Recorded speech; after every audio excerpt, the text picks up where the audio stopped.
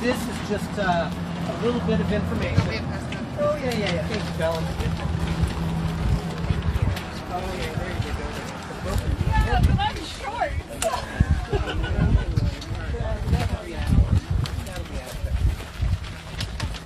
All right, well, good morning, everybody. And I'm probably going to take one of Dwayne's lines, and that is, welcome to the melon capital of the world, Rocky Ford, right? Exactly. I know Nicole likes that. She and I talked about melon capital of the world the other day, too. It's supposed to be sweet melon capital. The sweet melon capital of the world. Fantastic. Welcome, everybody. Thank you for being able to make it down to Rocky Ford on a nice, hot summer day. Be careful out there. We have a heat advisory, so thank you for weathering it today and at this point in time. My name is Steve Cordova. For those of you who don't know who I am, I'm the Executive Director of Total Concept, and we are the developer of this project called the Osborn. So you all have a little sheet of paper there. Please take it home, read it on your way home, but not while you're driving, okay? You're not supposed to do that. Okay. Take all the fun out of things. Take all the fun out of things, right? So I just wanted to spend a couple of minutes talking about the gratitude I feel right now for where we are in this project. Because in looking back at this project, the timeline is amazing. We originally were introduced to our consultants, Jennifer Lopez, who will be speaking a little bit later, way back in June 14th, 2019. 5 years ago. Plus, we're married now, right? We're beyond. Exactly, that's amazing. So it's been 5 years that we've had this idea, that we've been moving forward. And finally, in July of 2020, we met Young with Studio Completiva. Thank you. And our first visit was not here in Rocky Ford. So we've been through a lot. Thank you, Young, for sticking with us. Stephen, everybody else who's here with you. And finally, it was November of 2020 when this site, we selected it as the location for this project that we had no name for. And I'll get to that in a second. I first met Commonwealth in early 2021, probably about April of 2021. So thank you for sticking with us as well, too. And our consultant, our financial consultant named Bob Monroe, who was not able to be here today, we were introduced to him in May of 2021. So we have all these years working together with the low-income housing tax credit initially submitted in February of 2022. So thank you, Chaffet, for sticking with us. Division of Housing, you've absolutely been wonderful as well, too. Fallon is here. And from that time forward, we've been moving forward. Now, as you might recall, we had this little thing called COVID during that whole process and time. Everybody just kind of shut down, didn't know what to do. And I should also say one more thing as I'm looking at Laura. Thank you so much for starting out with Southeast Health Group, now Valley-wide, and bringing our primary service provider and partner. This really would not happen without them. Thank you, Laura and Paul, and all of the Valley-wide people here as well, too. Paul and I go back many years.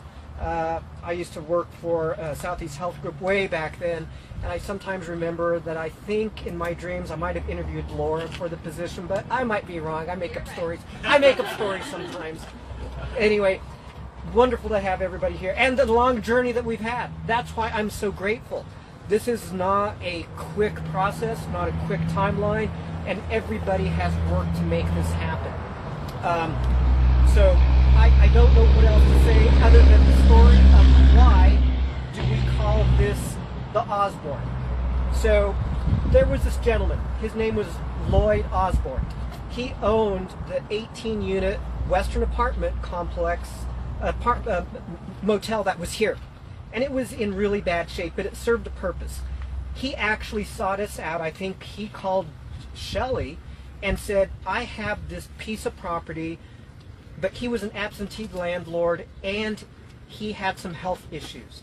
He sought us out and he knew in his mind that we would do something with that piece of property and we said, you know, sure, we would be interested in buying it. We don't know what. We'll figure something out. By the way, Shelly hears me say that all the time. We'll figure this out, right? We'll figure this out. And so we bought it from Lloyd, and he was so gracious to let us do owner financing. We made those payments, and when we made that last payment, which was getting a little bit worse, we received the release of the deed of trust, and all within like a week or so, he passed away. And so when we were thinking about what are we going to name this project, the thought came, you know, Lloyd had a vision. He didn't know what it was. We didn't know what it was. But he had this belief that something greater would come of what his wish and his dream was. And we were able to try to make something happen. And today it starts with the first shovel being moved. So that is why we call it the Osborn, in honor of Lloyd and his vision, which we had no idea what it might be, but here it is. And this project is going to serve those people most in need. It's going to be very impactful to the city of Rocky Ford. These 30 units that we create are going to meet a huge requirement for the Proposition 123 opt-in and the commitment that Rocky Ford has made to increase affordable housing units.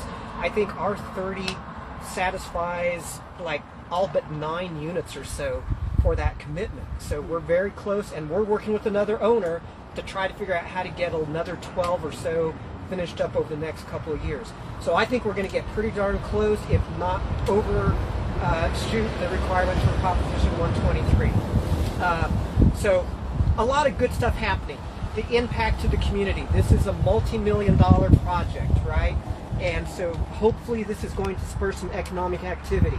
This is the only 3-story building in Rocky Ford, and I'm going to call it the gateway to downtown because you're seeing it as you come in from the west, and I'm hoping it spurs continued activity into downtown, the last big building that you see heading out of downtown as well too. It's beautiful location so that people can walk to the post office, to the store, to the downtown area. So we're very, very hopeful that this is going to spur some continued activity in the city of Rocky Ford, and we just love the sweet melon capital of the world. So thank you so much, and I'm going to turn it over to who speaks next. Laura! Are you staying with me? No, I'm going to watch. Okay.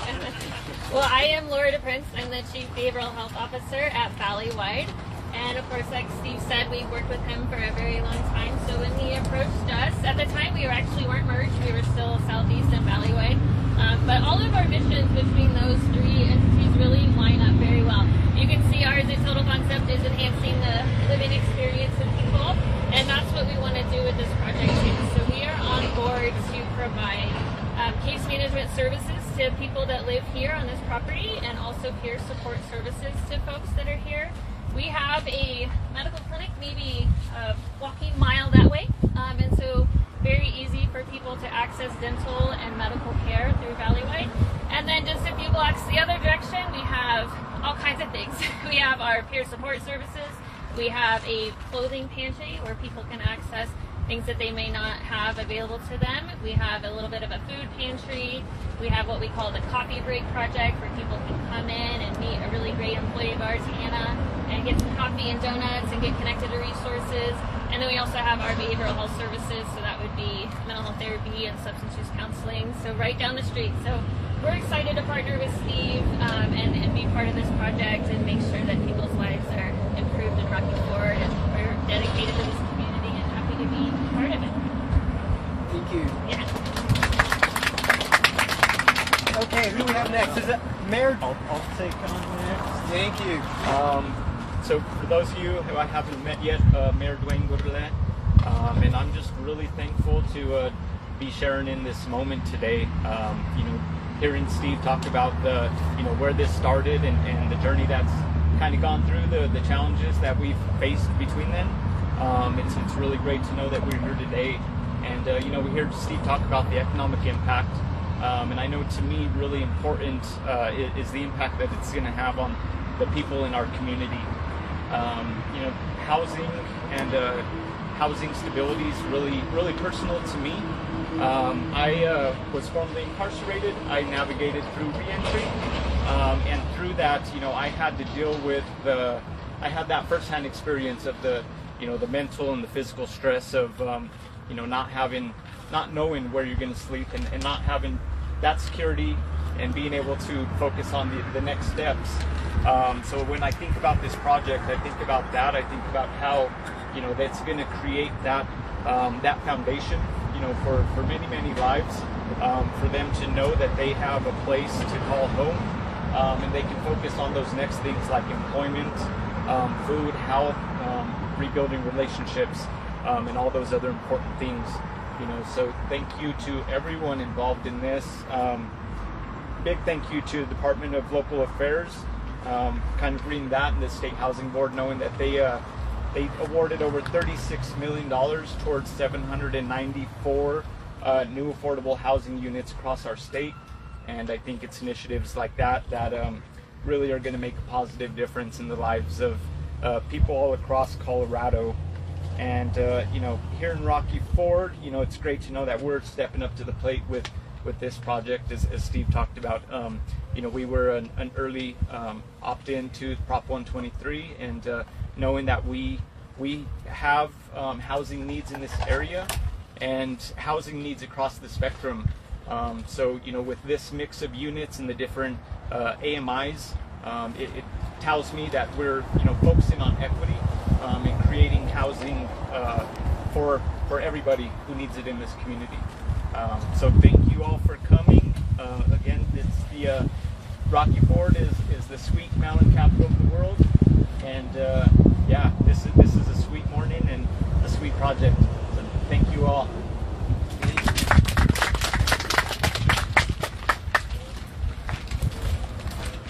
Everyone, my name is Rose, outcalled with CHAPA. Really happy to be here with all of you today and just talk a little bit about CHAPA's role in this great project. So at the Colorado Housing and Finance Authority, we believe that everyone should have opportunity for housing stability and economic prosperity. For those who don't know, CHAPA is the allocating agency for housing tax credits, which is one of the largest tools for financing affordable housing in the nation, affordable rental housing. And in Colorado alone, it has financed over 83,000 units since we started deploying it in 1986.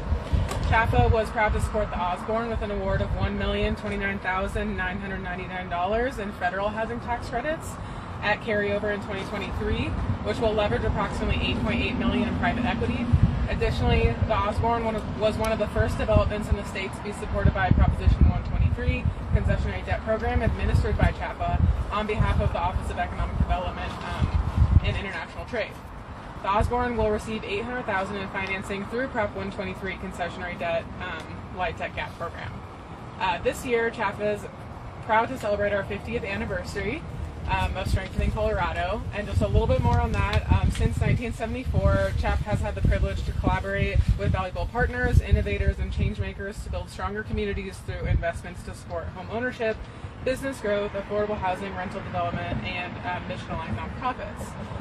We know that the Osborn and the quality affordable housing will provide for some of Colorado's most vulnerable residents will serve to strengthen this community and build a stronger Colorado. On behalf of CHAPA, congratulations to everyone involved in the development of today's milestone, and we look forward to returning for the grand opening.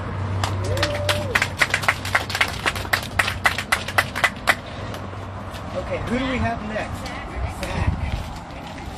Hi everybody, good morning. It is really exciting to be here. So I'm Zach Schaffner. I'm with the Colorado Department of Local Affairs in our Division of Housing. I'm joined by some of my colleagues here.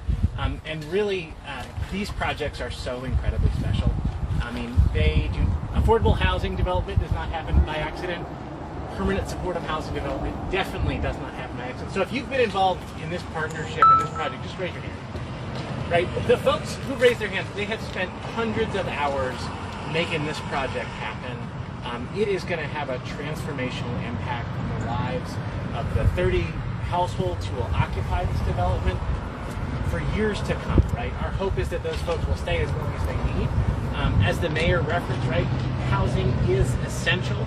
It's that basic building block, so we know that once these folks have a safe, stable place to call home, they're going to be able to pursue their dreams and pursuits, address any behavioral health care needs that they have. So this project is going to make some really special things happen. And so I want to thank CHAFA. I want to thank the folks from Total Concept. I want to thank Jen with Project Moxie, the folks from Valleywide. This project is really going to do some incredible things. We know that permanent supportive housing is one of the most effective means for addressing the needs of folks with complex needs, behavioral health challenges, folks who are the least likely to self-resolve their homelessness. So this project is going to do a lot of good. So we were really honored and excited to support it with 30 project-based state housing vouchers, with $2.86 million in HDG funds, along with tenancy support services. So the reason why we feel this is a good use for state resources is because we know the outcomes that are going to come for the residents: reduced emergency room utilization, hopefully reduced involvement with emergency health care, the justice system.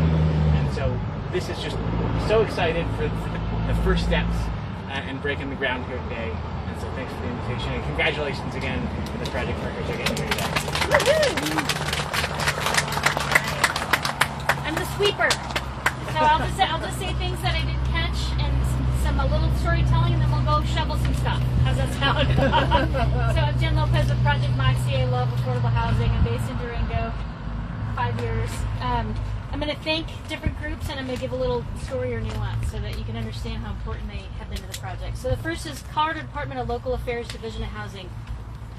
Oh my God, and then I'm going to blank out. All right, Fallon. These projects are so hard, and Zach. Oh my gosh. So when you do these types of projects, you go to Zach first, and you have to show that your services are really solid. We would never have been competitive without Valleywide. So I think it's funny, Steve, that you didn't mention when you met Valleywide, because you're like twin companies. Yep. I mean, Steve and Valleywide, you've been involved for decades together. So anyway, so we go to Zach and we say, hey, we got great services, and Zach says, great, I'm going to give you conditional approval for vouchers and services, which make this thing work, right? Then we go to CHAFA and Division of Housing, and CHAFA we got funded the first time in. Why? Because there's not a lot of this stuff happening in this part of the state. I mean, this is really amazing to have this kind of project. And I'm going to come back at the end for some other stuff that CHAFA did that was phenomenal. And then you got to have the gap for Division of Housing, and Fallon worked extra hard because it was an extra hard project. So you have to have a champion inside the state agency. So Fallon, thank you, and thank you, Aaron, and all of you, because we have more work to do. We already said thank you to Colorado Housing Finance Authority, but I'm going to play a little bit with this. We got to a point where we had another gap. You have a gap, you find a resource. You have a gap, you have a resource, right? You have COVID. You have more issues than that. And this project should have died a couple of times, right? One of the first deaths was missing a deadline. Some stuff happened, not a fault. Things happened. And we went to Steve Johnson and the CHAFA team, and we said, we don't know what you can do, but please help us. And you did. And if you hadn't said yes to that, we wouldn't be here. So a special thank you to CHAFA for stepping in. And also to the governor's office. They had to step in. Again, these projects it's a miracle. It's a miracle. Commonwealth, thank you so much, Scott, for being here. Where are you, Scott? And everything's relationship. These projects don't happen without relationship. So we're going to try to make the relationships happen. So Commonwealth, you don't make money building 30 units in a rural community. So we did not have any excited bidders to build this thing, right? And so through Dan Kretz, who's with Commonwealth, I kind of thought they were in Colorado Springs, and so we really begged you to come over, and you said yes. So thank you. Enterprise Community Partners, they have a national rural program, and I'm a huge rural development person, and if we hadn't gotten pre-development money twice, about $100,000, we wouldn't be sitting here today. And so please tell all the state funders to do more pre-development for rural projects. We need that. So thank you, Enterprise. Woo! See, we got a new one, $25,000. Yeah, let's talk. Can you do it for rental? Okay. Thank you. See? Ask and you shall receive. No, just for sale. Okay, that's all right. That's all right. Impact Development Fund is not here today. I think a lot of you know how amazing they are, but they really they're brought in capital magnet money here. So again, these rural projects get gaps. Rocky Ford's not sitting on millions, and so it really takes people who care about these projects. So thank you to Megan and her team, especially Erica. Erica's amazing. Midwest Housing Development Fund. Becky is here. I got to see the magic of what you do. You came to us through Bob and Roe, and going to do a huge shout out to Bob at the end. But when we went to close, it was a miracle. We had to close within like 23 days or something. And we went to the investor and they said, let's do it. I've never seen that happen before. So thank you, Becky, so much for all of what you and Tyler and the team did. Oh my gosh, thank you so much. Happy to be part of it. You all know me. Bob Monroe. Oh my God, Bob Monroe. So the other thing with these deals, it's hard to find consultants who are willing to do these projects too. And so I call him Uncle Bob. So I called Bob and I said, I've got a really juicy, hard, super great project for you. And he's like, well, okay. And there's been multiple times where the three of us, for the three amigos, one of us is like, right. So big shout out for Bob for saying yes on the calls where Steve and I were saying no. Studio C, I remember interviewing Young and his team, and I remember saying these projects are really hard, and Young said, bring it on. So you interviewed so beautifully about community-driven process, and that's what struck us. Like, you were here to help the community do what they wanted to do. Stephen, Maria, your whole team, thank you so much. It's a beautiful building. Beautiful. Thank you. Valleywide, amazing. I've already said my thank you. I'll thank it again. You are the heart of the project, and we have lots of work to do after we open, right, with Valleywide. I don't think I'm missing any, Steve. Are we good? You know, the only few our people local I would electeds, like yeah. to say thank you to again are our local officials. Thank you again, Dwayne and Nick, for coming down. And other partners that are not named, like Sarah Dillon with Tri-County Family Care Center, just a fantastic supporter of the project overall. But then we also have to make sure that I am thanking my board of directors, right? Because if they would not, quote, allow me to do this stuff, I would not be doing this stuff, right? And it is a huge risk because at any moment, right, 3 times, 4 times, we're like, I think this thing is dead, but I've just like totally bankrupt this. No way to pay back what we've done, right? But thank you, Sonny, board president right back there. And my other board members, Laura, everybody else who's here. This could not happen unless I had the support of my board members and just the belief we could make something happen. So thank you very much. One final thank you for Steve Cordova.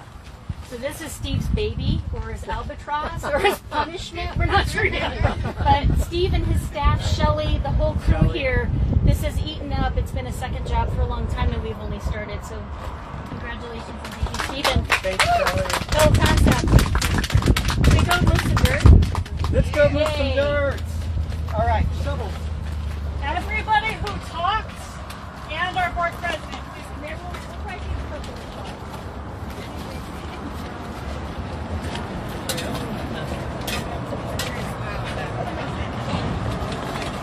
I know you're next.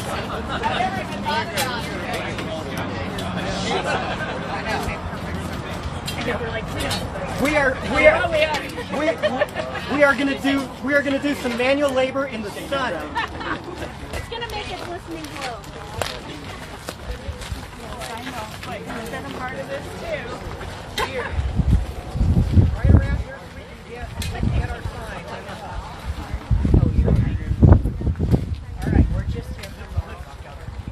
We can knock out a little. Sonny, you gotta get this.